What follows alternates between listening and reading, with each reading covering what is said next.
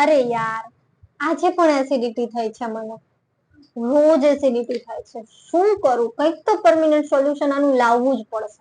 એસિડિટીને તો કંટ્રોલમાં હવે લાવવી જ પડશે. રોજ એસિડિટી થાય છે મને. બહુ જ થાકી ગઈ છું.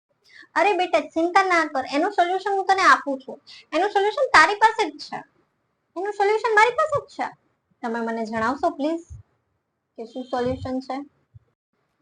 પહેલા તો આપણે એ જાણીએ કે એસિડિટી થાય છે શું કામ. એસિડિટીનું મૂળ કારણ શું છે? એસિડિટીનું મૂળ કારણ છે આપણી લાઈફસ્ટાઈલ, આપણી સુવાની પદ્ધતિ, આપણી ખોરાકની પદ્ધતિ. આપણે અનિયમિત સૂઈએ છીએ, અનિયમિત ખોરાક લઈએ છીએ, બહારનો ખોરાક લઈએ છીએ, પેકેજ ફૂડ લઈએ છીએ, જેના લીધે આપણી ડાયજેશન સિસ્ટમ ખરાબ થાય છે. આવા ઘણા બધા કારણોના લીધે એસિડિટી થઈ શકે છે.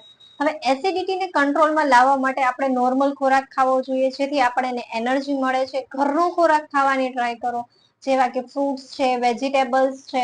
ઘરે બનાવેલી કોઈ પણ આઈટમ તમે લઈ શકો છો. બહુ તળેલી આઈટમ નહીં લેવાની. સિઝનલ ફ્રૂટ્સ તમે લઈ શકો છો, કોકોનટ વોટર લઈ શકો છો, સ્પેશિયલી બનાના, કે એવા ફ્રૂટ્સ કે એવા વેજીટેબલ્સ લેવાના કે જેથી જે તમારી બોડીને કૂલ કરે, જેથી એસિડિટી કંટ્રોલ થાય છે અને તમારું શરીર કૂલ રહે છે.